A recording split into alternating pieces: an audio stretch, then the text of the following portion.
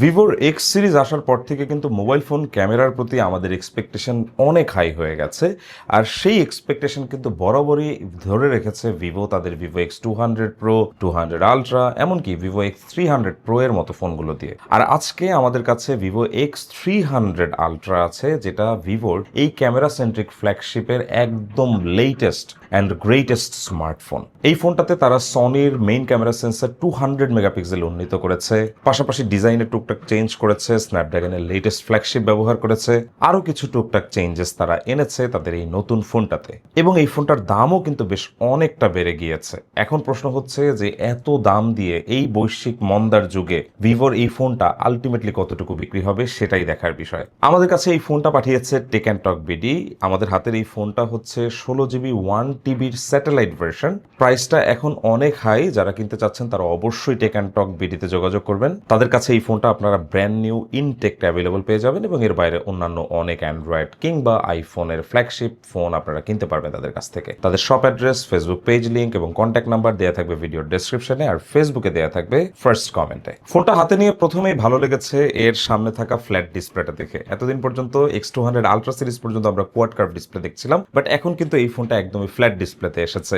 এতে করে সুবিধা হচ্ছে যে ফোনটাতে আমরা স্ক্রিন প্রোটেক্টর ইনস্টল করতে পারবো। এখন আর ইউভিএস প্রোটেক্টর ব্যবহার করতে হবে না আগের মতো। এর পাশাপাশি ফোনটাতে কিন্তু আমরা এখন আর কোনো ক্যামেরা বাটন দেখতে পাচ্ছি না, যেটা X200 আলট্রা সিরিজে আমরা দেখছিলাম। It was really a very useless feature. So সেই জায়গা থেকে এই বিষয়টা আমার কাছে ভালো লাগছে। তবে একটা জিনিস ভালো লাগে না, এখানে কিন্তু ওই যে ওয়ান ট্যাপ বাটনটা নাই। 300 Proতে কিন্তু এখানে ওয়ান ট্যাপ বাটনটা আছে। সো চাইলেই সাইলেন্ট করা যাইতো বা ডাবল ট্যাপ করলে ফ্ল্যাশ লাইট অন করা যেত। এই ফিচারটা এখন এই ফোনটাতে নাই। এটা আমার কাছে একটু অবাক লাগছে। পাশাপাশি ক্যামেরা লেন্সের যে হাউজিং সেটা কিন্তু ওই বড় সড়ই আছে, যে এখনো আমরা কিন্তু এই হাউজিংটা ধরেই হচ্ছে পুরো ফোনটাকে আমরা ধরে রাখতে পারতেছি, which really makes me feel really good about it. তবে ওই যে ওয়েটের ইমব্যালেন্সিং এর যে ব্যাপারটা ছিল, যেমন ফোন হাতে ধরে রাখার পরে যে কেমন যেন একটা বেখাপ্পা লাগতো, উপরের সাইডটা যে একদম অনেক ভারী ভারী লাগতো, সেই ব্যাপারটা এখনো এই ফোনটাতে কিন্তু আছে। এর পাশাপাশি এখানে সাইডে কিন্তু সম্পূর্ণ অ্যালুমিনিয়ামের ডিজাইন ধরে বোঝা যাচ্ছে, ব্যাক সাইডটা গ্লাস ব্যাক। সো ডিজাইনের টুকটাক চেঞ্জেস বলতে এগুলোই আছে।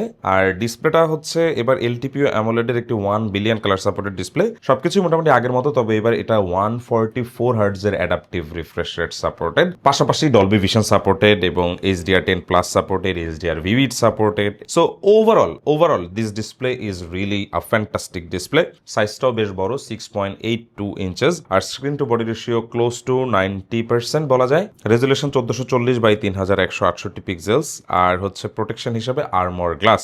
ডিসপ্লেটা দারুণ, বেজেলগুলো বেশ কম লাগতেছে আমার কাছে দেখে, এবং কন্টেন্ট দেখার মুহূর্তগুলো খুবই দারুণ ছিল।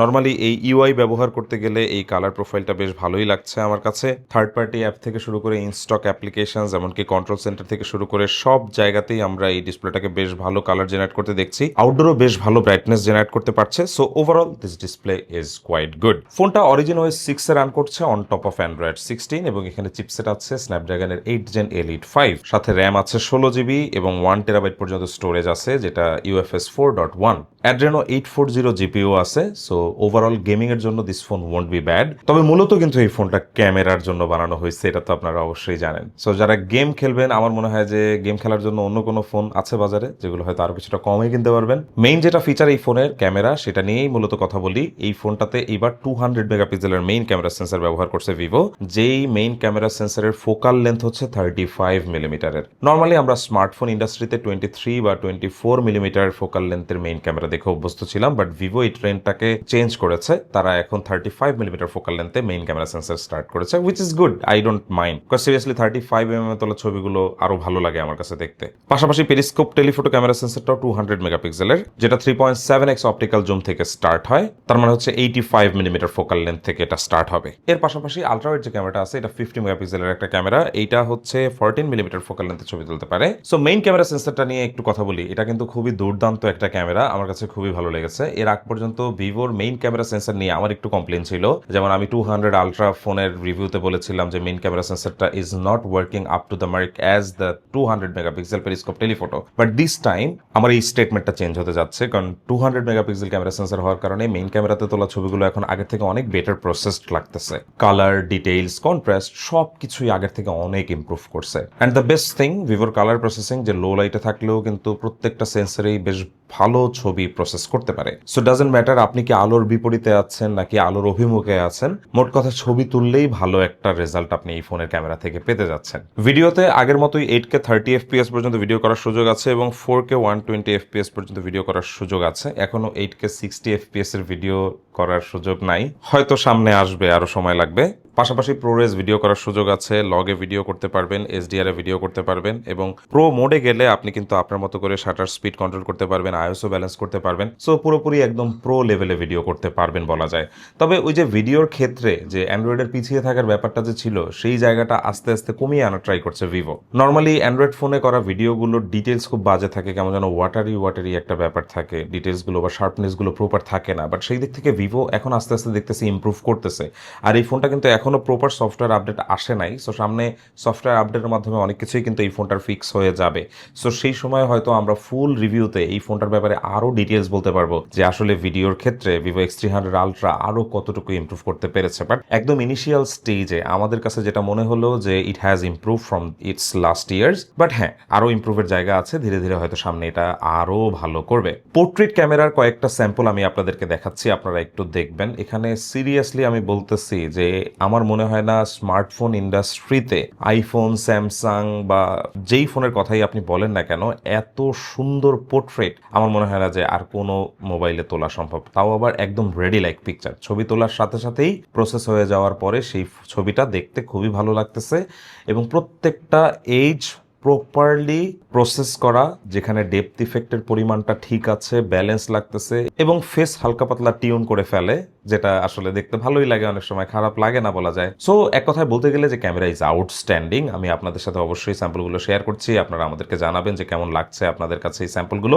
এবং আমরা কিন্তু অবশ্যই 17 Pro Max এর সাথে একটা ক্যামেরা কম্প্যারিজন করব। সো ওই ক্যামেরা কম্প্যারিজন ভিডিওটা দেখার জন্য কিন্তু অবশ্যই আমাদের চ্যানেল সাবস্ক্রাইব করে রাখবেন, আর ফেসবুকে দেখতে থাকলে অবশ্যই ফলো করে রাখবেন।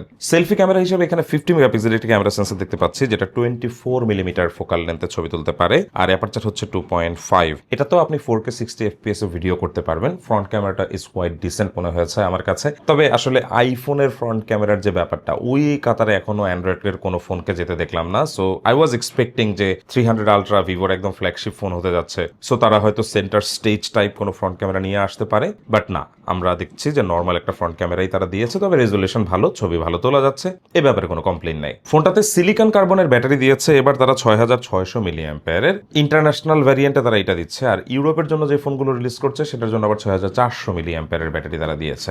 বক্সে 100 ওয়াটের ওয়াইড চার্জার দিচ্ছে তারা এবার, এবং 40 ওয়াটে আমরা ওয়্যারলেসলি চার্জ করতে পারবো, এবং রিভার্স ওয়্যারলেস চার্জিং সাপোর্টগুলো তো থাকছে এই ফোনটাতে। পাশাপাশি এখানে আমরা ওয়াইফাই 7 পাচ্ছি এবং ব্লুটুথ পেয়ে যাচ্ছি 5.4, NFC সাপোর্ট পেয়ে যাচ্ছি, ইনফ্রারেড পোর্ট সাপোর্ট পেয়ে যাচ্ছি, এবং ফোনটার যে আন্ডার ডিসপ্লে আলট্রাসনিক ফিঙ্গারপ্রিন্ট আছে এটাও সুপার ফাস্ট, এবং পজিশনটাও কিন্তু একদম পারফেক্ট জায়গায়। বিশেষ করে ভিভো, ওপোর ফোনগুলো এই কারণেই ভালো লাগে কারণ ওদের ফিঙ্গারপ্রিন্টের পজিশনিংটা সত্যি একটা দুর্দান্ত জায়গায় ওরা সেট আপ করছে। সো ওভারঅল ভিভো X300 আলট্রার ফার্স্ট ইমপ্রেশনটা আমার কাছে দুর্দান্ত লেগেছে। কিছু মাইনর চেঞ্জেস যেগুলো এসেছে সেগুলো সত্যি ওয়েলকামিং ছিল, তবে আমরা আরো বেশি কিছু এক্সপেক্ট করছিলাম এই ফোনটা থেকে। ফ্রন্ট ক্যামেরাতে কোনো বেটার ইমপ্রুভমেন্ট না আসা, কিংবা ভিডিওতে এখনো ফলিং বিহাইন্ড। সো এই সকল বিষয়ের বাদে কিন্তু Vivo X300 ultra is literally a very good device. Definitely camera centric phone, যারা ক্যামেরার জন্য ফোন কিনতে চায় তারা অবশ্যই আপগ্রেড করবে, এটা জানা কথা। আর আমার মনে হয় যে it can be a good update, কারণ এখানে ডিসপ্লেটা ফ্ল্যাট করা হয়েছে। যারা ফ্ল্যাট ডিসপ্লে পছন্দ করেন তারা হয়তো 300 আলট্রাতে শিফট হতে পারেন। পাশাপাশি অনেকে 300 Pro ব্যবহার করছেন ক্যামেরার জন্য, তারা কি 300 আলট্রাতে আপডেট করবেন কিনা সেই বিষয়ে আমি একটা ভিডিও খুব শীঘ্রই নিয়ে আসতেছি। যারা দেখতে চান তারা অবশ্যই আমাদেরকে সাবস্ক্রাইব করে রাখবেন, আর একটা ছোট করে কমেন্ট লিখে রাখবেন যে আপনি ওই পার্টিকুলার ভিডিওটা দেখতে ইন্টারেস্টেড কিনা। সো এই ছিল আমাদের first impression. We try to make it pretty short, যাতে করে আমরা ভবিষ্যতে ফুল রিভিউর সময় একদম ডিটেইলড আলোচনা করতে পারি। সো ফুল রিভিউ দেখার আগ পর্যন্ত সবাই অবশ্যই আমাদের সাথে থাকবেন, আর অবশ্যই এই ফোনটার সাথে 17 Pro Max এর ক্যামেরা কম্পারিজন দেখার জন্য আমাদের চ্যানেলটা সাবস্ক্রাইব করে রাখবেন। সবাই ভালো থাকবেন, দেখা হচ্ছে পরবর্তী ভিডিওতে। আল্লাহ হাফেজ।